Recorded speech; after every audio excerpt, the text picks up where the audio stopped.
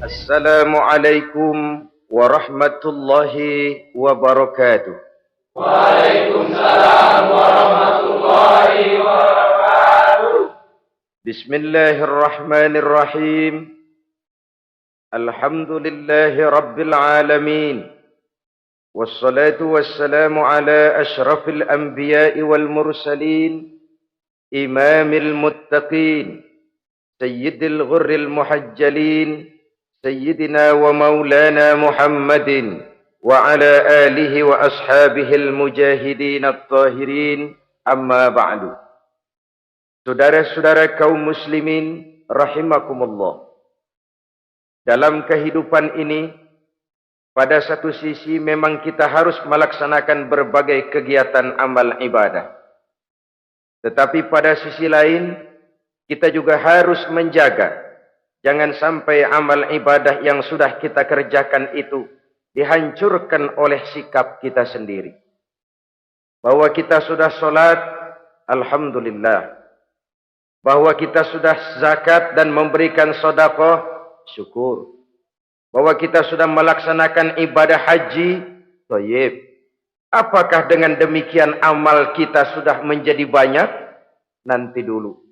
Jangan berbangga hati dan puas diri. Pada kesempatan yang berbahagia ini, saya ingin menyampaikan satu hadis yang diriwayatkan oleh Imam Ad-Dailami, di mana Rasulullah sallallahu alaihi wasallam pernah bersabda, "Sittatu asya'in tuhbitul a'mal." Ada 6 perkara yang bisa menghancurkan amal yang sudah kita kerjakan. Salat yang sudah kita kerjakan itu, zakat yang sudah kita bayarkan itu, haji yang sudah kita tunaikan itu, bisa dihancurkan oleh 6 perkara ini. Nanti di akhirat, pada saat setiap orang menunggu pahala dari ganjaran amal yang ia kerjakan di dunia ini, kita menanti dan menanti, ya Rabb, mana amal kebaikan saya? Mana pahala kebajikan yang saya lakukan? Hasilnya tidak ada. Amal yang kita kerjakan dihancurkan oleh sifat-sifat yang akan kita kemukakan pada pertemuan kali ini. Yang pertama yang bisa menghancurkan amal adalah al-istighalu bi'uyubil khalqi. Orang yang terlalu sibuk mencari-cari aib dan kekurangan pada diri orang lain.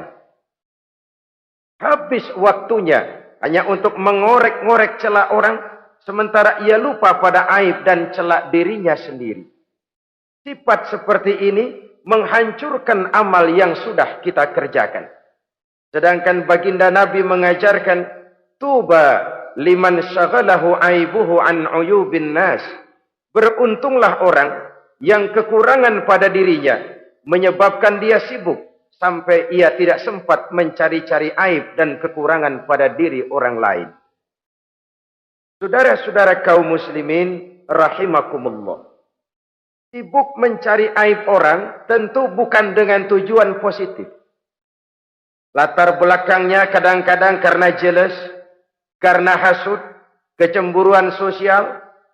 Sore, pagi, siang, malam kita korek-korek kesalahan orang dengan target hancur martabatnya, jatuh kehormatan dirinya, hilang nama baiknya, dilupakan dan terisolir dari tengah-tengah masyarakat. Perbuatan yang demikian sungguh terlalu amat sangat kejam. Salat kita, puasa kita, haji kita bisa dihancurkan jikalau kita terlalu sibuk mencari-cari aib orang lain.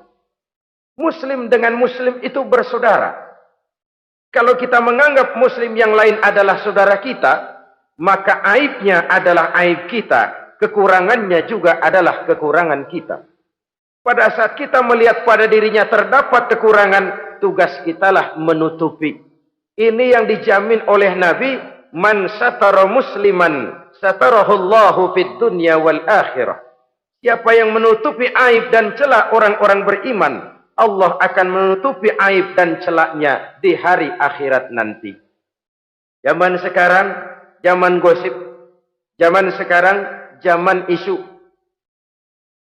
Sehingga hal yang 1 meter pun dapat jadi 5 meter. Yang 5 meter dapat saja menjadi 10 meter. Kita sibuk membumbui hal-hal yang kita tidak tahu duduk perkara yang sebenarnya. Bahkan lebih celaka, kadang-kadang kita malah sok tahu. Memberikan vonis dari sudut pandang kita sendiri. Adalah tidak bijaksana jika kita mengukur baju orang lain dengan badan sendiri. Baju orang lain kita ukur pakai badan kita. Tentu saja enggak pas. Begitulah, terlalu sibuk mencari-cari aib orang lain, menghancurkan amal ibadah yang sudah kita kerjakan. Na'udzubillah, summa na'udzubillah. Kadang-kadang hadir majelis taklim di pengajian. Ngaji setengah jam, ngomongin orang 2 jam setengah. Tekor, defisit, belum bergeser dari majelis taklim. Ini kan penyakit rohani. Di mana kedudukan kita antara sesama muslim bagaikan satu tubuh. Kalau yang satu sakit, yang lain ikut merasakan sakit. Yang satu terhina, yang lain ikut merasakan terhina. Jadi pada saat kita melihat aib orang lain, kita ceritakan di mana-mana, kita bongkar di mana-mana, tentu satu hal yang jelas, kita tidak senang kepada orang itu. Kita tidak senang kepada orang itu. Dan kalau sudah tidak senang, maka fungsi persaudaraan bisa berubah menjadi permusuhan. Oleh sebab itu, kalau ada 2 orang berselisih, boleh kita bohong untuk mendamaikan 2 orang tadi. Misalnya si A sama si B berantem nih, jengkel, marah-marahan. Saudara datang ke rumah si A. A, saya dengar kamu lagi marahan sama B. Iya itu si B, kurang ajar. Bangsat, bajingan, tengik. Pokoknya kalau ketemu, awas. Ah, saya kira sih enggak begitu. A, tadi saya ketemu B, dia bilang malah kangen sama sampean. Dia pengen ketemu, ingat masa lalu zaman sebantal berdua, sebatang rokok berdua. Dia kangen pengen ketemu. Padahal si B enggak ngomong apa-apa sama saya. Saya olah sedemikian rupa sampai si A tenang. A tenang, saya datang ke rumah B. B, katanya kamu lagi marahan sama si A. Iya tuh A, kunyuk, monyet. Udahlah, pokoknya kalau ketemu dia saya hantam habis. Ah, barusan saya ketemu si A, dia bilang pengen ketemu ente. Pengen ngobrol kayak dulu, mengembalikan keharmonisan yang hilang, mengembalikan kehangatan persaudaraan yang lenyap. Si A tenang, si B adem. Kenapa? Karena bohong saya. Kesana saya ademin, kesini saya ademin. Jenis bohong seperti ini berpahala. Kenapa? Tujuannya mendamaikan orang yang sedang berselisih. Tapi kan orang bermental seperti ini jarang. Yang banyak kan tukang kompor sekarang. Taruh angetin sini, angetin murub deh. Datang sama A, lu marahan sama B. Iya, gue kesel banget sama B. Emang? Wow. Diemang-emangin. Oh, udah, pokoknya gue mah kalau jadi elu takut sama si B, gue buka celana, gue pakai rok deh. Si A panas. A panas, datang ke rumah B. Komporin lagi. Dua-duanya panas, koslet, terjadi perkelahian. Biang iblisnya tukang kompornya. Sampai untuk mendamaikan 2 orang yang berselisih. Diizinkan berdusta. Kenapa? Prinsip Islam itu islah. Mencari jalan damai. Bukan mengeruhkan suasana. Inilah realitas di tengah-tengah masyarakat. Enakan ngomporin daripada nyiramin. Enakan manasin daripada mendamaikan 2 orang yang sedang berselisih. Apalagi kalau kita punya kepentingan. Main nimbrung aja kayak toge. Kagak ngerti urusan. Nyampur aja nyampur. Toge kan begitu toge. Ada laksa nimbrung. Ada gado-gado ngikut. Ada kredok masuk. Kagak ngerti juntrungan masalah. Main nyampur aja nyampur. Ini kan tidak objektif namanya. Nah, mental seperti ini. Wah, sholatnya khusyuk. Zakat bayar, sedekah iya. Tapi kalau suka cari-cari aib orang. Jembreng kesalahan orang di mana-mana. Sholatnya, puasanya, hajinya bisa dihancurkan oleh mental yang seperti ini. Jangan bangga-bangga. Sholat saya sudah banyak. Puasa saya hebat, mantap. Haji saya tiap tahun mondar-mandir ke Mekah. Tapi kalau mental seperti ini masih ada, waspadalah. Amal yang kita kerjakan bisa hancur oleh mental, sikap mental kita sendiri. Ini yang pertama. Yang bisa menghancurkan amal terlalu sibuk mencari-cari aib orang lain. Satu. Yang kedua, saudara-saudara, wa qaswatul qalbi. Orang yang hatinya keras, tidak mempan diberikan nasihat. Baik nasihat yang datang dari luar dirinya, ataupun nasihat yang datang dari dalam dirinya. Hatinya keras. Dikasih muka tembok, kulit badak, kuping kebo. Makhluk apa namanya itu? Wallahu a'lam. Rai gedek. Pantas ya kalau kita lihat sejarah Islam itu turun di semenanjung Arabia. Sebagai tes case. Masyarakat Arab 14 abad yang lalu dikenal keras, kasar, brutal, primitif. Dari berbagai aspek kehidupan. Standar kalau di tengah masyarakat yang begitu keras Islam berhasil. Masyarakat lain lebih mudah masuk. Rasulullah diutus di Cianjur lalu dakwahnya sukses. Saya nggak kagum. Paling-paling datang Nabi ke Cianjur disambut dengan ramah. Enggak, Rasul. Ayo nama kumaha Rasul wae, ayo nama saja. Pasti aman, damai, tidak ada cerita perang. Tapi Masya Allah, turun di tengah satu struktur sosial yang keras, kasar, primitif. Menghadapi orang yang hatinya keras seperti ini. Apa prinsip kebijaksanaan yang dilaksanakan oleh Rasul dalam menerapkan syariat Islam? Pertama, at-tadrij fit tasyri'. Dalam melaksanakan syariat, prosesnya melalui tahapan. Contoh. Jahiliyah dulu itu paling senang sama mabuk. Geng. Pinteler. Oh, jahiliyah itu kalau sudah mabuk nggak cuman minum, mandi pakai arak. Subhanallah. Mandi pakai arak. Menghadapi masyarakat yang seperti ini, apa strategi syariat Islam? Mula-mula ayat yang turun. Yas'alunaka 'anil khamri wal maisir qul fihima ismun kabirun wa manafi'un linnas. Mereka bertanya kepadamu hai Muhammad tentang arak. Katakan, arak itu ada manfaatnya tapi juga ada bahayanya. Bahayanya lebih besar daripada manfaatnya. Tidak diharamkan dulu, tidak. Cuman dikasih sen. Teler emang enak. Melayang ke langit. Cuman ada bahayanya. Bahayanya lebih besar daripada manfaatnya. Dikasih gambaran, dikasih sen. Tidak diharamkan mutlak dulu, tidak. Bertahap dikit dulu. Nih. Urusannya begini nih. Ada manfaatnya, tapi ada bahayanya. Bahayanya lebih besar daripada manfaatnya. Jak rasio berpikir. Setelah tahu bahayanya lebih besar, kan dikit-dikit mulain jauh. Mulain ngurangin, jaga jarak. Setelah ada jarak, turun peringatan kedua. La taqrabus salata wa antum sukara. Jangan dekati solat kalau kamu lagi mabuk. Solat sehari semalam 5 kali. Berarti 5 kali mereka harus jaga diri. Jangan sampai mabuk. Makin jauh. Setelah jauh sekali, kira-kira tidak goyah. Turun ponis.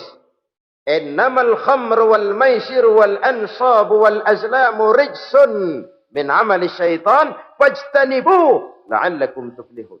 Arak itu najis, kotor, perbuatan setan. Jauhi, pasti kamu akan beruntung. Baru timbul hukum haramnya. Orang udah nggak kaget. Kenapa? Pagi-pagi udah dikasih sen. Bahayanya lebih besar. Kalau sholat jangan, kalau mabuk jangan mendekati sholat. Makin jauh. Ini tahapan. Sama juga kita kan. Begitu jebrol lahirnya cuman susu ibu. Gedean dikit sang Ambon. Kan gitu. Gedean dikit pisang ulek. Gedean dikit nasi. Udah gede bener jengkol jijelin. Proses. Coba bayi begitu lahir kasih pisang batu, tenggeng. Gak kuat. menerima, belum waktunya. Ini proses yang dilaksanakan oleh strategi syariat Islam untuk mengobati penyakit qaswatul qalbi ini. Keras hati. Syariatnya bertahap. Tidak drastis. Tidak kalau sudah begitu ya mesti begitu. Tidak. Konsep kedua, taklilut takalif, menyedikitkan beban. Coba kita lihat, seluruh konsep agama, kalau kemampuan melaksanakan perintah berkurang, stressing perintahnya ikut turun. Angkat tuh beras 100 kilo. Enggak kuat pak, 30 kilo dulu deh. Ntar balik lagi, lama-lama juga habis. Ini konsep untuk mengobati qaswatul qalbi. Bertahap. Semua perintah agama itu begitu. La yukallifullahu nafsan illa wus'aha. Allah tidak memberikan beban kecuali sesuai dengan kemampuan yang dimiliki oleh seseorang. Kalau kemampuan melaksanakan perintah berkurang, stres perintahnya juga ikut menurun. Salat wajib diri. Kalau mampu. Gak bisa pak salat berdiri. Salat dengan berbaring. Kalau mampu. Berbaring gak bisa pak. Pinggang kurap. Salat pakai isyarat. Kalau mampu pakai isyarat tidak bisa. Dalam hati setiap kemampuan melaksanakan perintah berkurang, stres perintahnya juga menurun. Taklilut takalif ini juga salah satu strategi mengantisipasi kerasnya hati. Nah. Konsep yang ketiga dari syariat, al-musawat bainan nas fi takalifil ahkam. Persamaan terhadap manusia di dalam berhadapan dengan hukum Allah. Kadang orang yang hatinya keras itu, logikanya jalan, ngukur suasana. Gimana sih lu? Menggerib kagak mau ke masjid? No, yang Pak Haji masih di perapatan. Yang Pak Haji disebut. Itu kan cenderung orang begitu. Kalau dia nyolong ayam, dia tunjuk orang yang nyolong kambing. Ini apologi namanya. Kenapa lo nyolong ayam? No, yang maling kambing urusin, gedean. Apologi. Lah kapan mau beres kalau begitu? Tidak introspeksi, tidak self correction. Itu apologi. Untuk menutupi kelemahan diri, menunjuk kesalahan orang lain yang lebih besar. Itu kan gak jantan namanya. Apologi. Tidak ada sifat untuk memperbaiki diri sendiri. Karena kecenderungan ini ada, Islam menutupi itu. Dengan apa? Semua manusia sama dalam berhadapan dengan hukum Allah. Gak ada iri hati dalam hukum Islam ini. Salat wajib. Wajib. Bagi siapa? Yang sudah balik dan mampu. Terhadap semua strata. Jenderal wajib, kopral wajib. Apalagi hansip. Tidak ada fasilitas. Wah kamu jenderal nggak apa-apa dah sembahyang setahun 2 kali. Idul Fitri aja sama Idul Adha. Enggak tuh. Semua manusia sama dalam berhadapan dengan hukum Allah. Itu yang Nabi ingatkan. Orang-orang sebelum kamu dahulu hancur. Umat-umat sebelum ini rusak binasa. Kenapa? Karena mereka kalau orang kecil berbuat salah. Hukum cepat-cepat ditegakkan. Tapi kalau yang besar berbuat salah. Mereka diam pura-pura tidak tahu. Jadi apa ini? Yang namanya mafia peradilan bukan cuma zaman ayeuna. Sejak zaman sebelum Islam Nabi sudah mengingatkan. Mereka dahulu hancur. Kenapa? Kalau orang kecil berbuat salah, hukum buru-buru ditegakkan. Ramai-ramai dikeroyokin. Giliran yang gede berbuat salah, diam pura-pura enggak tahu. Hukum pakai pandang bulu. Saudara-saudara kaum muslimin rahimakumullah. Oleh karena itu orang yang keras hati itu bisa merusak amalnya sendiri. Enggak mempan nasihat, rai gedek, muka-muka cuek. Baik nasihat yang dari luar maupun nasihat yang dari dalam enggak mempan. Kan dalam hidup ini ada nasihat dari luar, dari orang lain, bisa dari fenomena kehidupan. Ini juga nasihat. Oh, dia itu kaya tapi pelit. Hatinya begitu ya. Matanya menteleng. Itu kan nasihat. Itu kan nasihat. Oh, dia waktu berkuasa tapi zalim, matinya begitu. Perutnya pancung.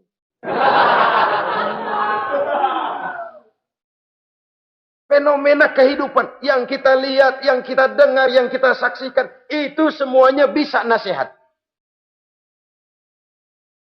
Unzuru kaifa kana akibatul mukadzibin. Lihat kehidupan ini. Dunia ini kan sebuah sekolahan besar. Semua yang kita lihat, kita saksikan, kita pelajari, bisa jadi contoh buat kita. Orang yang bijak, yang bisa mengambil hikmah dari manapun datangnya. Baik dari yang baik maupun yang dari yang tidak baik. Saudara-saudara kaum muslimin, rahimakumullah. Nasihat yang datang dari luar. Dari orang atau dari fenomena kehidupan. Atau nasihat yang tumbuh dari dalam diri sendiri. Perubahan organisme tubuh. Itu kan nasihat. Ya Allah. Sekarang cantik jelita. Iya, sedang sweet 17-an. Rambutnya hitam, ikal berderai. Iya, semua memuja, memuji. Alisnya katanya laksana semut beriring. Dagunya bak pauh dilayang. Kalau dia senyum, semua orang terpesona. Sekarang 50 tahun yang akan datang, coba senyum, kabur orang. Fenomena kehidupan.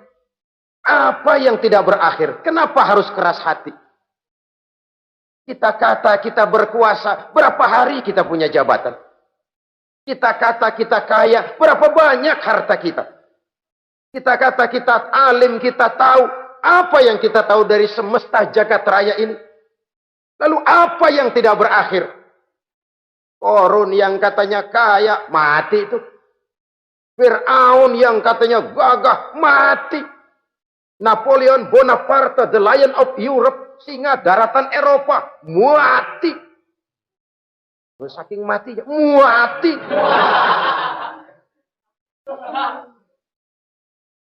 Kenapa harus keras hati? Kenapa tidak melihat perubahan fenomena alam sekitar ini?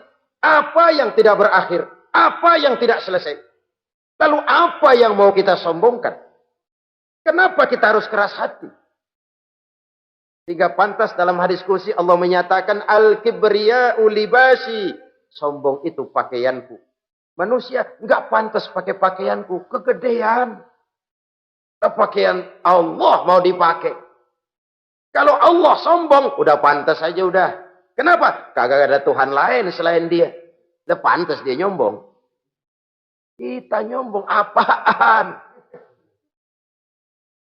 Oleh sebab itu, beruntung orang kalau diberikan hati yang lembut, mudah menerima kebenaran, peka terhadap kesulitan orang lain, ringan tangan memberikan pertolongan buat mereka yang memang memerlukan. Dan gak semua orang dikasih begitu. Gak semua orang. Lain ya, Umar bin Khattab sikapnya keras, tapi hatinya gampang menerima kebenaran. Nah, lain orang kayak begini. Keras sikap boleh keras, tapi hati mudah menerima kebenaran. Wah, kalau Umar kerasnya kan luar biasa. Tapi hatinya kok gampang menerima kebenaran. Ini hidayah. Coba lihat waktu berita Rasulullah meninggal dunia. Sampaikan oleh para sahabat, Umar jengkel, cabut pedang. Siapa bilang Muhammad mati, saya tabas batang lehernya. Dia enggak siap menghadapi kenyataan. Emosinya yang jalan, bukan rasionya. Keras. Bilang deh, Muhammad meninggal. Saya tebas batang lehernya. Untung ada Sayyidina Abu Bakar. Beliau tidak bicara langsung, cuma pidato. Ayyuhan nas, man kana ya'budu Muhammadan fa inna Muhammadan qad mata. Wa man kana ya'budu Allah fa inna Allah hayyun la yamut. Hai manusia, siapa yang menyembah Muhammad, Muhammad sudah meninggal. Tapi siapa yang menyembah Allah, Allah maha hidup dan tidak akan pernah mati buat selama-lamanya. Sayyidina Umar tersentak. Subhanallah, saya salah. Bagaimanapun Muhammad hanya seorang manusia. Saya cinta dia, saya suka dia, nyawa saya pertaruhkan untuk dia. Tapi dia manusia dan saya tidak menyembah Muhammad. Ia sadar akan kekeliruannya, berlinang air matanya. Keras sikapnya, tapi lembut hatinya. Nah, yang kayak begini, bagus. Ini udah sikap keras, hati keras, yaitu tadi. Muka tembok, kulit buadak, kuping kebo. Diapain aja udah nggak mempan aja udah. Susah yang kayak begini. Saudara-saudara, ma'asyiral muslimin rahimakumullah. Jadi yang kedua yang bisa menghancurkan amal kita, orang yang hatinya keras. Wah. Yang ketiga sekarang, yang bisa menghancurkan amal kita itu wahubbud dunya. Orang yang terlalu cinta kepada dunia. Ini pakai kalimat terlalu ya. Kalau sekadar cinta kepada dunia, why not? Kita cinta anak dan istri, wajar. Kita cinta harta benda, tentu. Kita cinta sanak famili dan seluruh handai tolan, memang. Kita juga cinta kepada bangsa dan tanah air. Itu bagian dari iman, persilahkan. Yang tidak boleh itu kalau sudah pakai kalimat terlalu. Terlalu. Sebab kalau sudah terlalu, itu sudah di luar kontrol. Orang lalu menghalalkan segala cara. Terlalu cinta kepada jabatan. Akhirnya bergeser. Sholat menghadap Allah. Dengar mau pindah jabatan ke tempat kering. Gerasak gerusuk nyari dukun. Ini kan namanya iya kana budu wa dukun nastain. Nggak bisa wong itu satu paket. Kalau iya kana budu wa iya kana nasta'in. Kalau hanya kepadamu ya Allah kami menyembah, hanya kepadamu kami minta tolong. Ini paket, jangan dipisah-pisah. Menyembahnya kepada Allah, minta tolongnya kepada yang lain. Sinkret, bercampur. Iya kalau es campur enak. Tapi kalau agama dicampur dengan yang lain, nggak enak rasanya. Sama juga begini, ada gelas ya. Kalau sepenuhnya diisi bensin, itu ketahuan. Bisa diminum motor. Kalau sepenuhnya diisi air putih, jelas bisa diminum orang. Tapi begitu separuh diisi bensin, separuh diisi air putih, kacau dah. Motor minum, mogok. Orang minum, mabok. Dijual juga nggak laku. Kenapa? Sinkret. Maka Allah pesan, wala talbisul haqqa bil batil. Jangan kau campur aduk yang hak dengan yang batil. Saudara-saudara kaum muslimin rahimakumullah. Begitulah terlalu cinta kepada dunia sering menyebabkan orang out of control. Bergeser dari garis yang telah ditentukan oleh Allah. Apalagi di zaman sekarang ini. Persaingan hidup makin tajam. Tensi ekonomi semakin tinggi. Gaya hidup semakin konsumtif. Sementara lapangan kerja semakin sulit. Orang kadang kehilangan harga diri untuk mencapai sesuatu yang bernama dunia, lalu menghalalkan segala cara. Sebab itu jangan korbankan keabadian akhirat dengan kesenangan dunia yang cuma sebentar ini. Jangan sia-siakan keabadian akhirat dengan kesenangan dunia yang kadang fata morgana ini. Cintailah dunia, tapi sekadarnya saja. Sebagai ladang untuk menanam bagi kepentingan di akhirat nanti. Terlalu cinta kepada dunia bisa menghancurkan amal yang sudah kita kerjakan. Ini yang ketiga. Yang keempat, waqillatul haya. Orang yang sedikit rasa malunya. Rasa malu merupakan bagian daripada nilai-nilai keimanan. Apabila rasa malu berkurang, artinya nilai iman juga ikut menurun. Kita melihat sekarang ini banyak orang pakai pepatah Arab dalam hidup ini. Bul ala zamzam fatu'raf, kata orang Arab. Kalau kepengen terkenal, kencingi sumur Zamzam. Itu bakal ngetop ke seluruh dunia. Sumur Zamzam dikencingin. Itu akan terkenal ke seluruh dunia. Terkenal apanya? Terkenal gilanya. Jadi apa maksud pepatah ini? Kalau pengen cepat terkenal, bikin yang aneh-aneh. Yang orang lain nggak kerjain, kerjain.